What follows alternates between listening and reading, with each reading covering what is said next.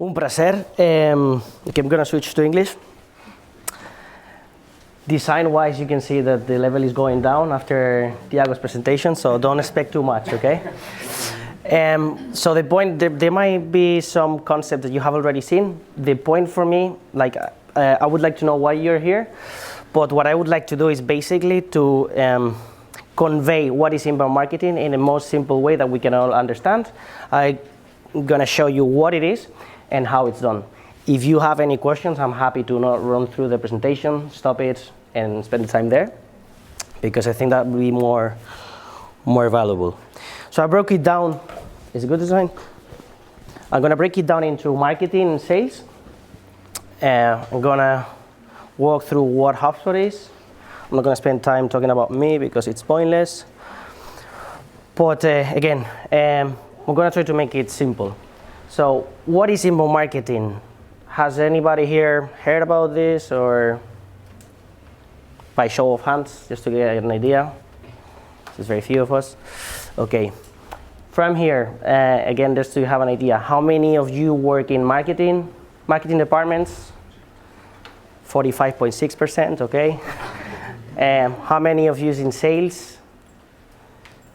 Okay, and how many in other departments that are in sales or marketing? What departments are you from? Operations? Developing, okay. In what departments are you? What unit business? Managing, okay. How many managers here? Middle manager, team leads? Just one. How many C-level directors, CMOs? Okay. How many project managers or individual contributors? Most of you.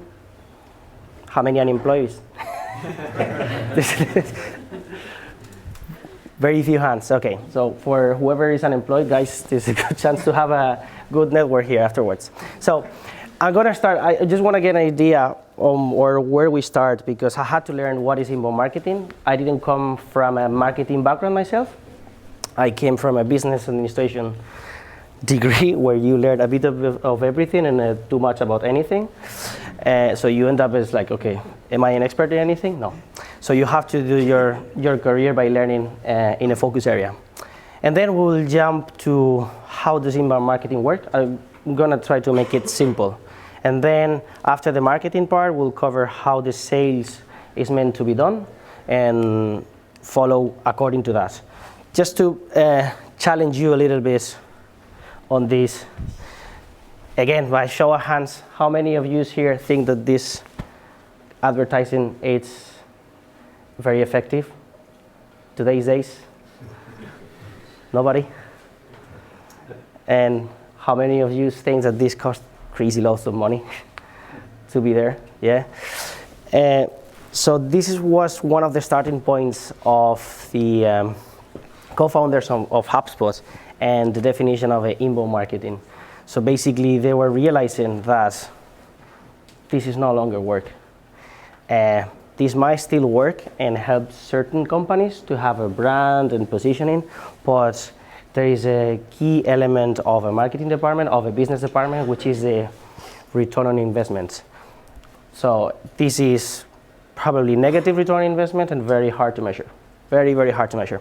And if it's hard to measure, it's hard to improve. It's hard to be analyzed.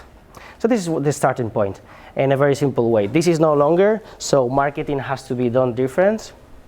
Now, HubSpot or the co-founders were not the visionaries of understanding that this is broken. Again, just if anybody doesn't feel represented here, most of us would feel that we are represented there, yeah? Most of us skip television ads. Most of us have an unsubscribe list. Most of us keep advertising in radio, have premium, Spotify, Netflix, and so on, yeah? However, companies still put loads of money there. And not to talk about calls. This is a data source from HubSpot in a different point of time.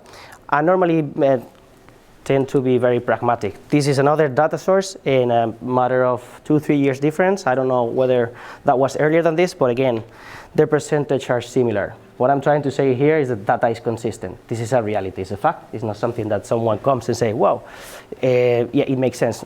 This is the number. So if we ask ourselves, like, okay, so if most of us, or over 90+% of people are watching TV ads, why are we spending money there, yeah? Hard to answer.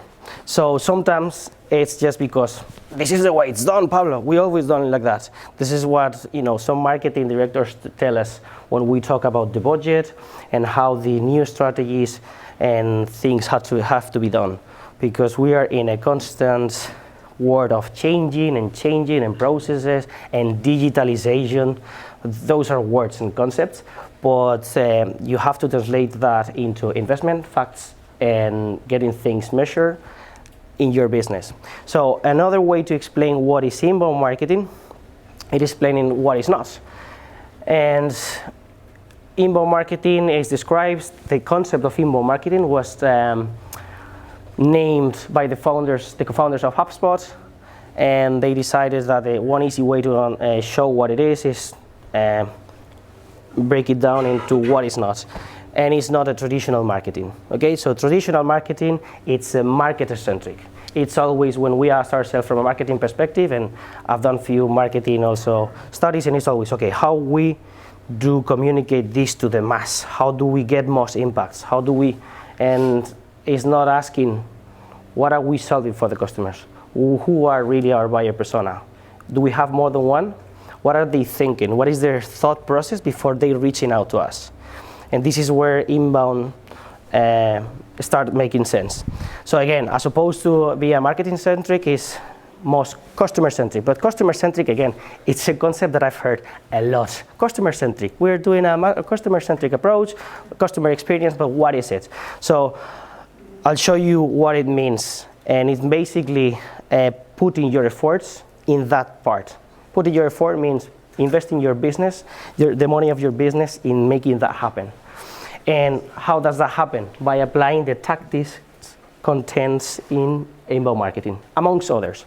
And we might be doing some of them, but not efficiently. Pretty simple. Any questions so far? No? Any challenge? Like, if anybody disagrees, like, happy also to talk. Is marketer-centric or traditional marketing completely dead? No.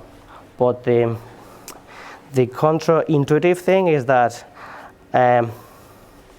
as much as we agree with this, we don't really act accordingly. And this is what we're trying to do here. This is my view, because again, I had to understand what inbound marketing was.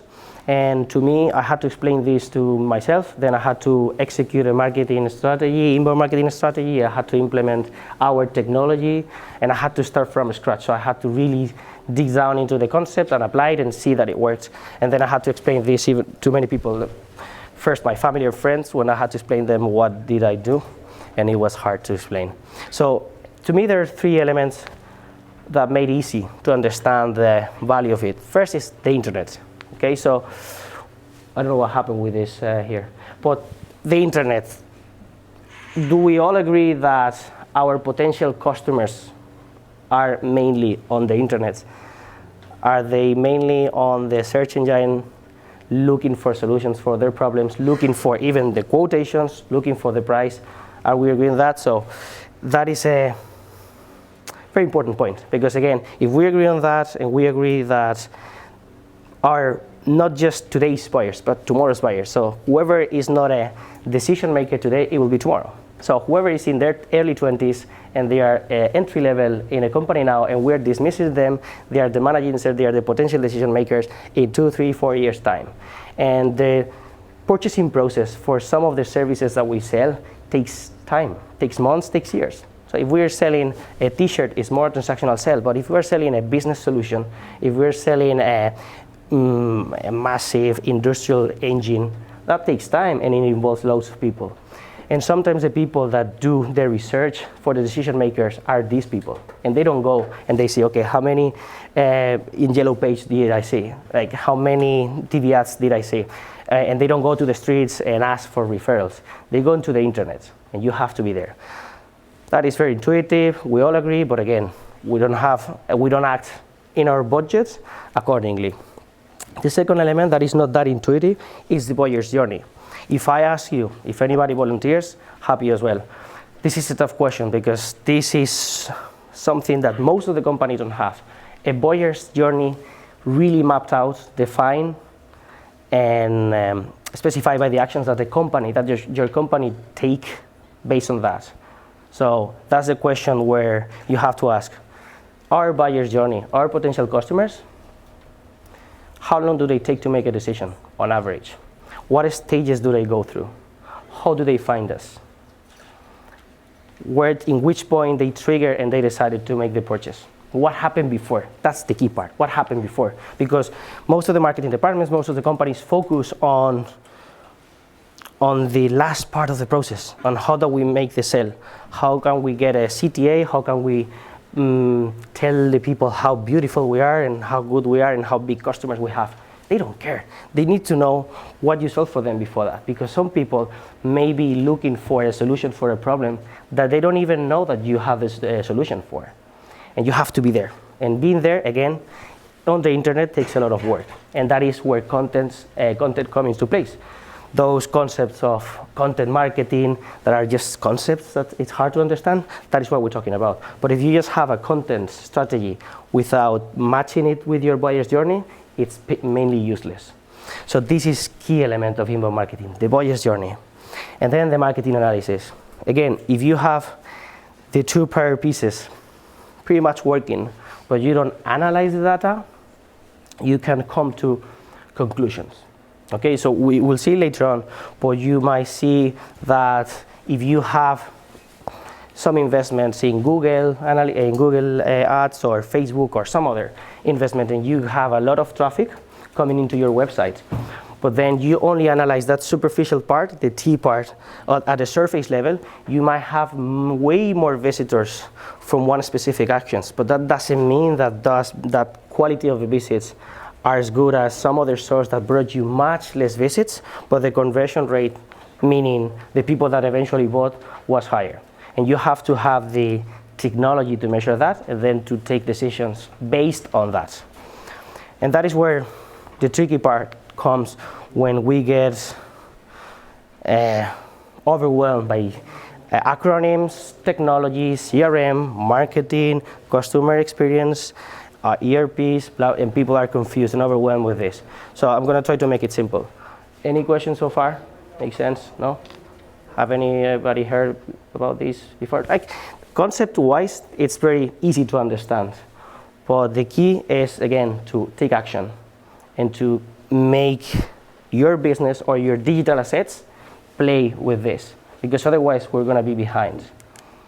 Okay, so how does it work? So we explained what inbound marketing was and how does it work. So a recap, sorry, because inbound marketing is not other thing than digital marketing methodology, full stop. That's what inbound marketing is.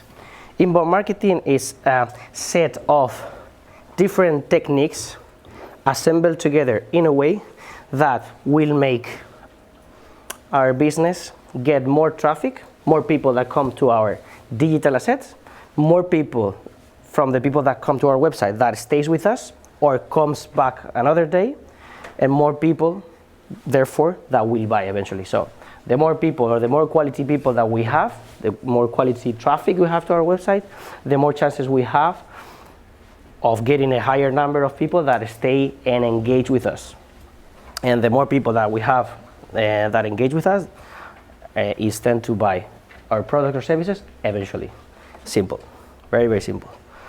If you feel that I'm treating you like, hey, that's like, I can upper the level a little bit, okay? So in a process, again, you have seen probably loads of charts and graphics like this, but yeah. So the full story is, Normally we start from the beginning, which is let's get found. Okay, let's make sure that people know that we are there, and we have to have what Google mainly calls authority. Okay, so normally when I talk to many our mainly interlocutor or mainly point of contacts is the CEO, the CMO when we're finishing their project of inbound and implementing HubSpot is what is good about your company? What is what makes you different? First, sometimes it's not easy. And as a marketing director or as a business, you should know what is different. And if the answer is our customers are happy with us, first you have to put that out there and prove it. Because if you say that your customers are happy with you, that has to mean something else. If someone else that is not your customer sees that, you will be one more. It's the same message. So you have to have that clear and conveyed. So your social media, your Facebook page if you have, your website, your blog has to say that. And second, if you are an authority or if you're relevant, if you're well known by something in the past, you can say, look, we are a big industrial company. We produce the best industrial machines for this specific part of the project that is another fabrics that needs our piece, and we're the best and we're well known in the industry. Perfect. Why are you known that way? Because you have an increased number of contacts or customer in your ecosystem, and then by that in the past and the ways that you had to communicate that in your radio advertising, in the TV, you were able to deliver that message, and people didn't have that freedom or that capability of going into internet and check thousands of competitors that could be not even in Portugal but somewhere else. And you have to take that into account and again take action on that. I remember, I don't know in Portugal, but I remember like not long ago, so we're not talking about many years ago, I don't know, but maybe about 20 years ago, I remember I would go to some stores and some products would have this tag of advertise on TV, as if that was like, wow, if that was advertised on TV, like it means nothing literally today's day. So the first part and very important is how do we get people to get to our website? So people are on the internet looking for many things and we have to be there. How? And again, important thing that I said earlier, if we only focus on the last part of the buyer's journey, on when the customer is ready to buy, we're wrong. We are wrong. Because 95%, between 90, depends of the data source, but between 90, 95%, a lot, like most of the people that gets to a website for the first time are not ready to buy. They are not in the last stage of the buyer's journey yet. So you're basically, by not capturing the other ones or by not offering something else, you are dismissing 90% of people that comes to your website for the first time. So it's not just focusing or getting your shop ready for the people that are ready to buy, but for the ones that aren't ready to buy today, but they might come back later. If you offer them something, and that offer is content, or a content offer, or some other things. That's just to build on the different stages, okay? Once someone gets to your website, again, or to your digital assets, you have to convert them. But to convert them, basically, you are asking them their info. And it has to be a fair price. If you are asking someone their info to get their data in an ethical way and legit, and you have a database that complies with the GDPR, that is a word that nowadays is very noisy in the marketing departments, GDPR, compliance, data privacy.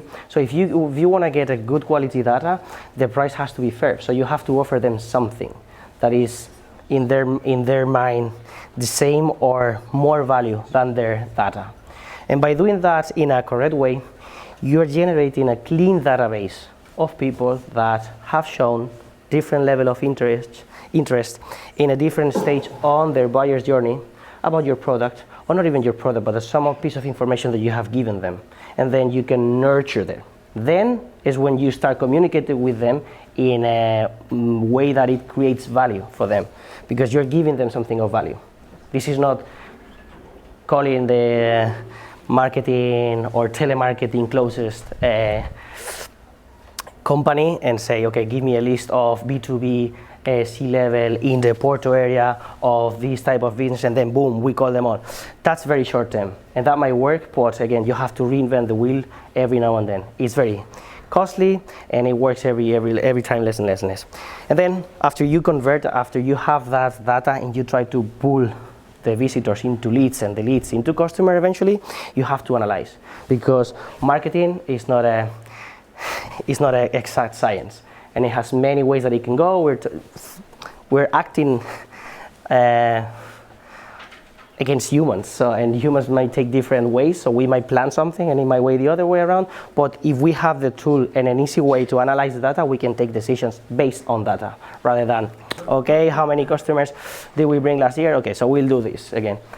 This is the point where analyze comes into part. And again, you analyze and then you keep working. So that's why I like this wheel shape for this concept, because you have to analyze, you have to improve, and then feed again the wheel, and then see the mistakes. Very intuitive again. This is what the structure of the inbound methodology presents by HubSpot, and it's broken into 4 pieces.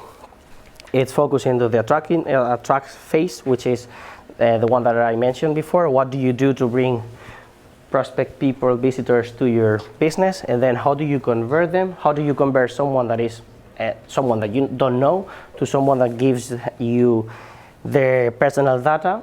And then how do you convert them eventually to customer? So you have to understand there is a purchasing process, there is a buyer's journey, and you have to accommodate your communications and your sales process to that. And once they're customers, how do we convert those customers into promoters? That is a massive asset there. And when many companies and softwares talk about the customer experience, it's because of 2 things. Data shows that the cost of acquisition of a new customer pretty much in any business is much higher than the cost of retention. And by having happy customers, you probably have promoters. And that lowers the cost of acquisition and lowers the cost of retention. So word of mouth is still working, and it still applies to this digital era.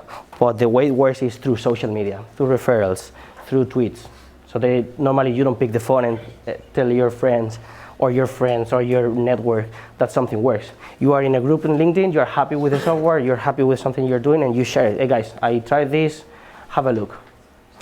This is the way it works. So by doing the previous phases, you'll have that, but you have to have a strategy in place. You have to have the tools, you have to have your digital assets again ready. You have to have a social media clean and showing what you can bring. You have to have value to give to those prospects. You have to be active. You have to have someone that speaks to your brand about or representing your brand in the social media. And then not only that, but if someone wants to check your business, they go and they see that it's a reliable website, that is clean, that is someone, if they want to call someone, they can call. If you have some pricing, you are not afraid of competitors, you show your price or you show a starting point. That is what it means. But putting them all together. If you do many of these things separately, which is something that happens, you will not be as effective. That's what it is. Okay. This is the funnel that represents normally the marketing. Just from a data point of view, it just makes sense. The more traffic you have, or the more people that comes to your shop, to your website, to whatever, the more people you convert and the more people you close. Can you have more people that becomes a customer than people that visit you? No, that's why it's a funnel and it goes down. And there is 2 conversion rates, the CROs. Again, marketing is full of acronyms that can give you crazy CPC, PPC, CTA, CMO, SEO, and it's overwhelming. So basically, when we talk about conversion rates, the 2 most important are first conversion rate, the visits to lead conversion, how many people that comes to our website for first time converts to a lead, how many people that comes to our website gives us their data, and eventually how many people that gave us their data became a customer. That's the second conversion rate. Easy.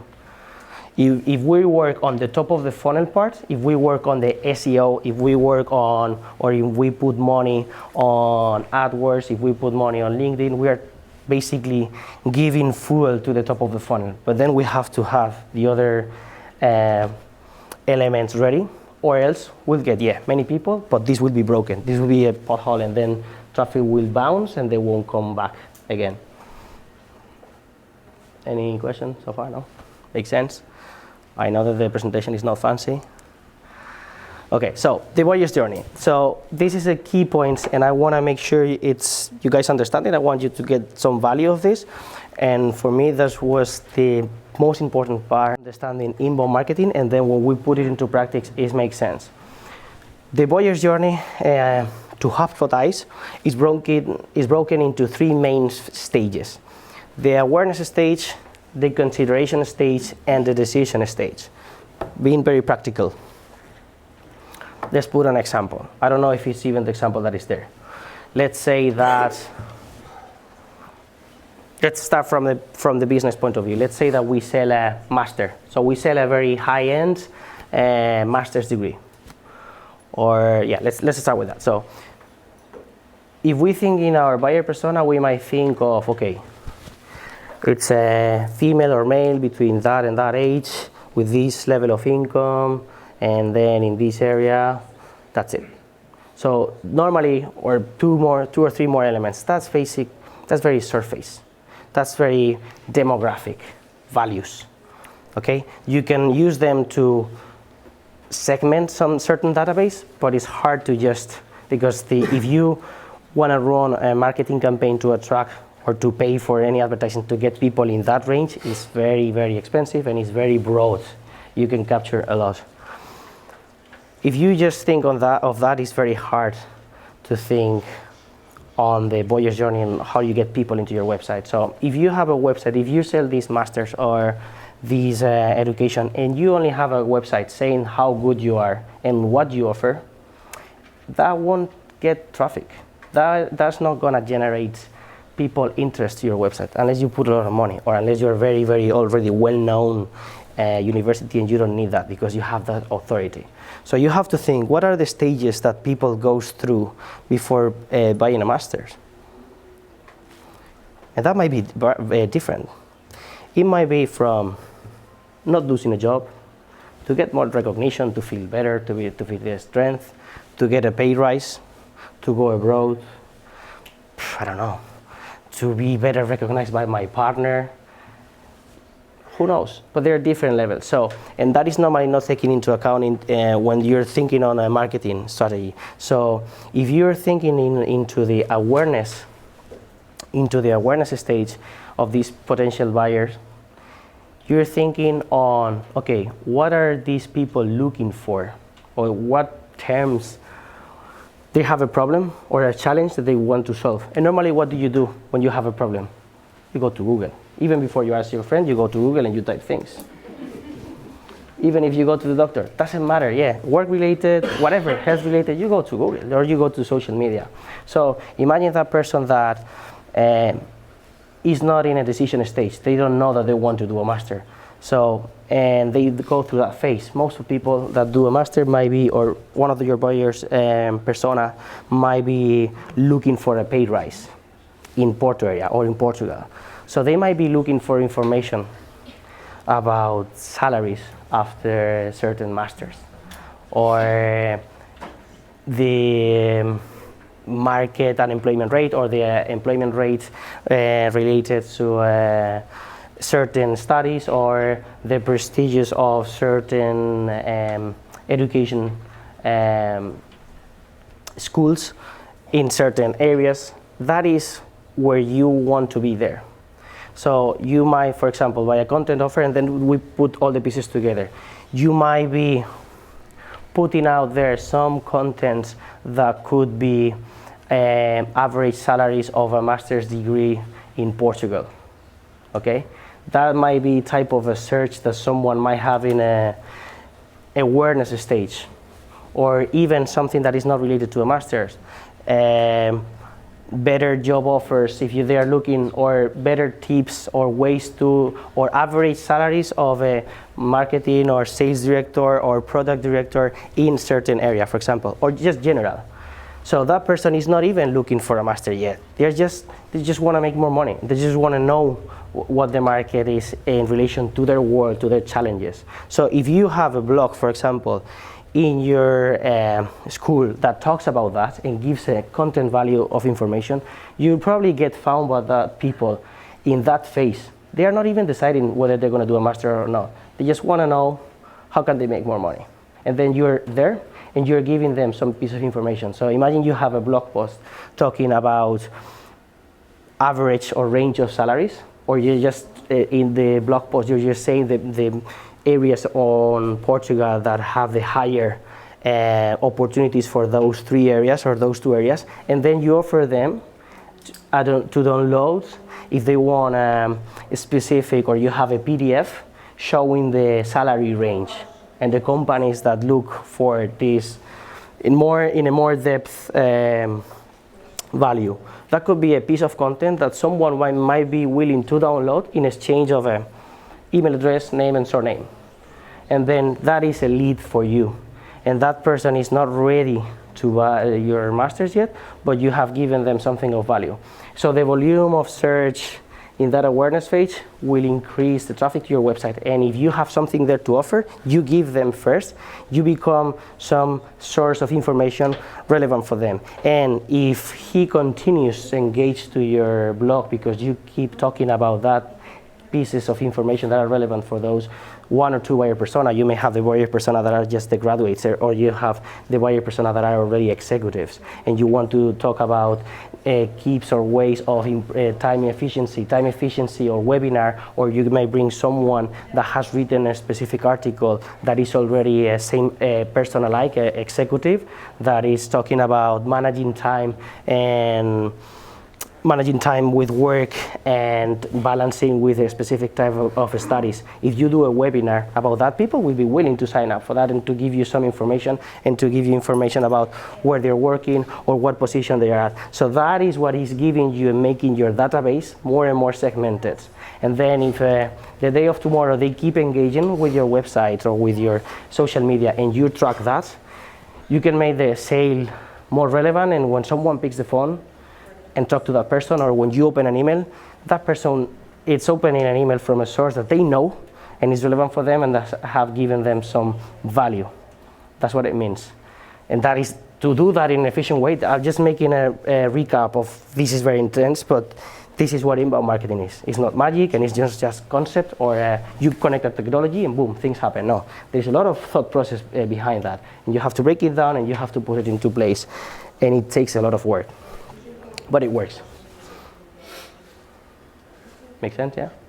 Decision stage is easy. The decision stage is when you're ready to buy. And the consideration stage is where you are not in the awareness stage, but you are considering things that can solve your problem in a different ways. For example, you can have, if they can consider an online master or an in-person master. They can consider that university or this university. They can consider doing a course that is not a master, but doing a master.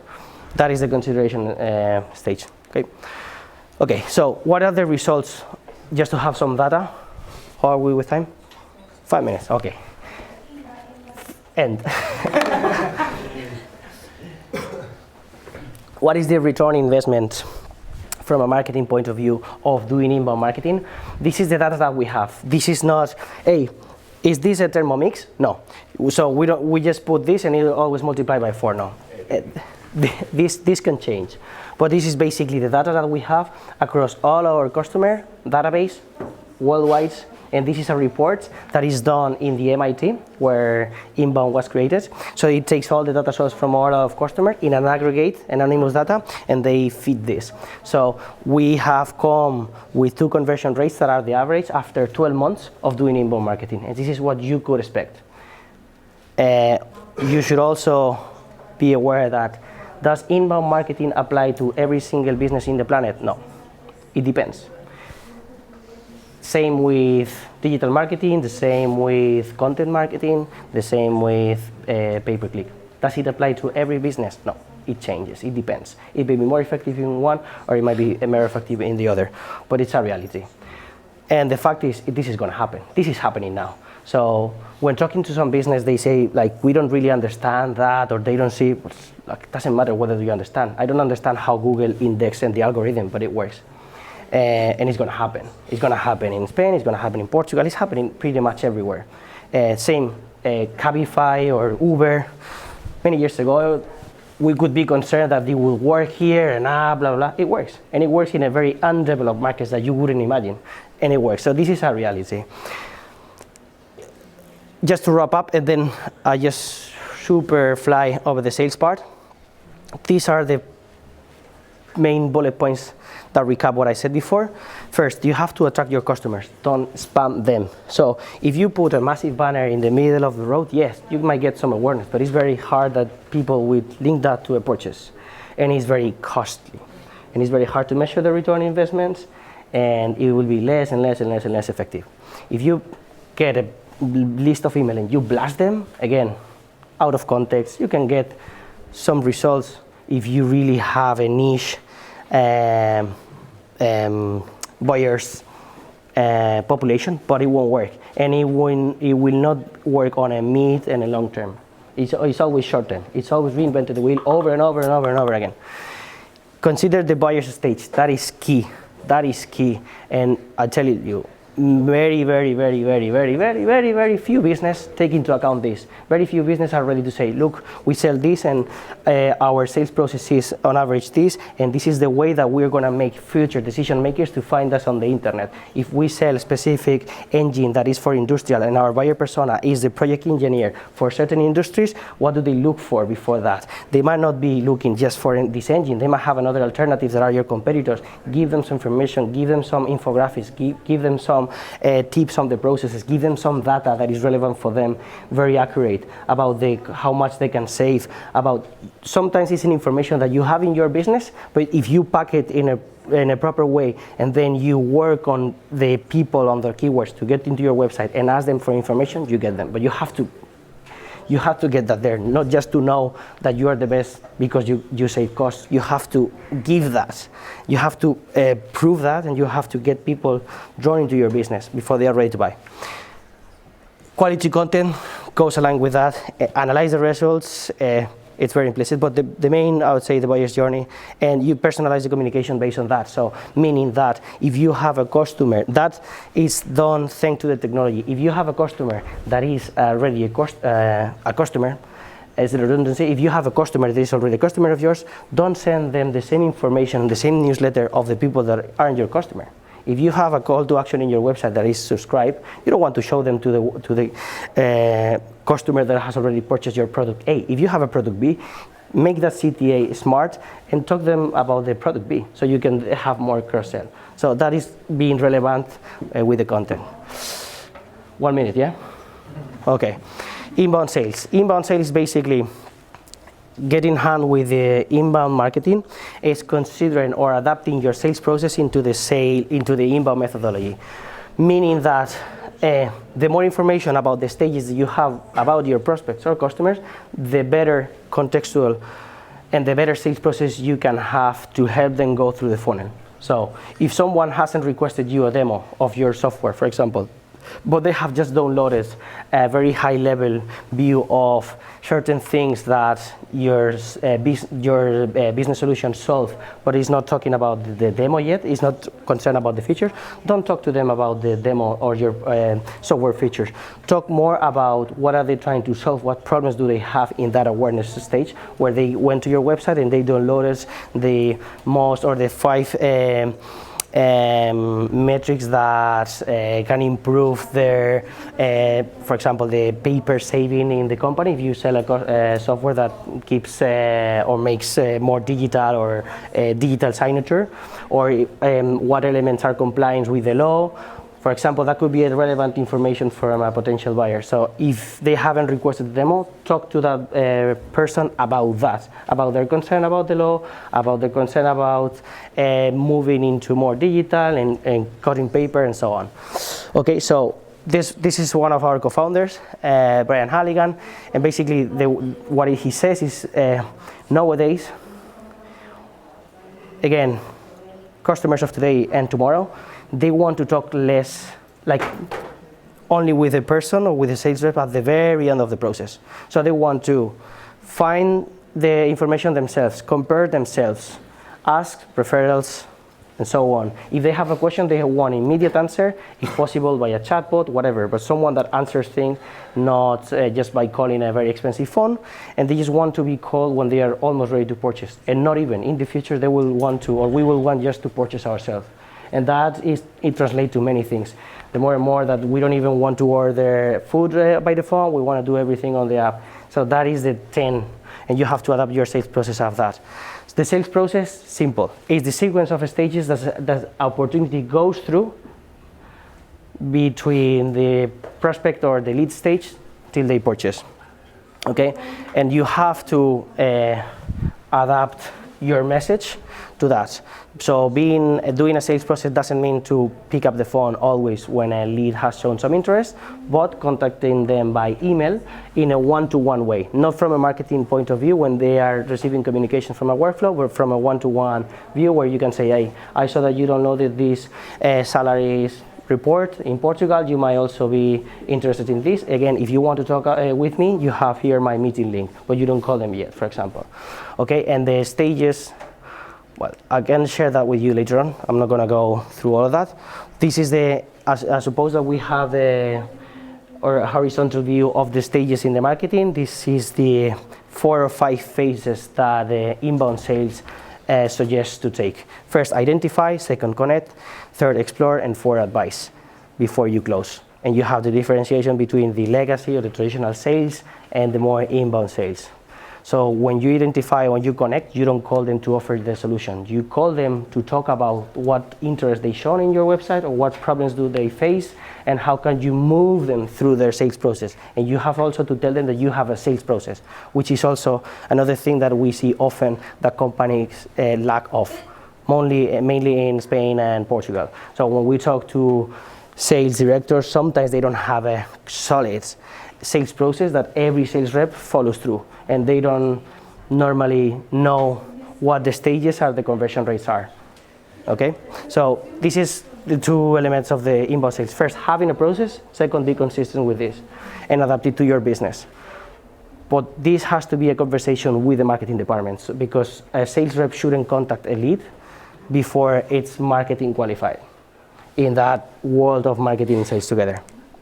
And again, this is the same sequence, but in horizontal view.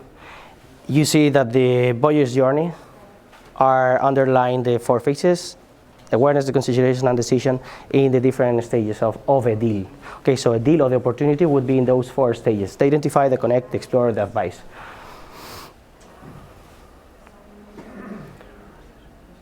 Good.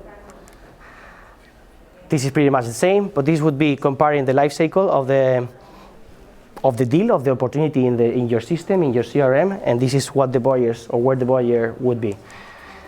And from my experience also with sales, a key part of the success in sales is not the technology, is not the marketing, is the activity. Okay, this is very important. So if you want to succeed in sales, you have to have a good salespeople, and they have to have activity. They have to call, they have to email, they have to follow up loads of time. You have to be very effective with that. But if you don't pick up the phone, you can have the best marketing strategy and you won't sell. So activity is the most important of all those 3. But the process are skill, it's a kind of Pareto rule. If you don't have the skills of the process, it can go all over the way and it will be very ineffective. And you will have sales reps with notes in their notepad, emails in their email inbox, and then some Excel spreadsheet with the info about the deal, everything dispersed. And it's very hard to, from a business point of view, see where you are and where you will be, and then again, how to improve things. And for individual perspective as well, for the sales rep, it's hard to follow up on someone that you had a conversation with and you took a note and then you lose the paper. And remember what you discussed in the conversation. You need to have something easy to use, and then you can follow up, and you have to be consistent with the system. But the activity is the key. And the activity has nothing to do with HubSpot, has nothing to do with the methodology, just from a sales perspective. I think I'm pretty much done. I don't remember which was the last. Okay, the tools or the software, I just mentioned that. You can be old school or having a very dispersed source of information or action, or you can have just one single platform, and over time, yeah? Any questions or no? Okay, thanks.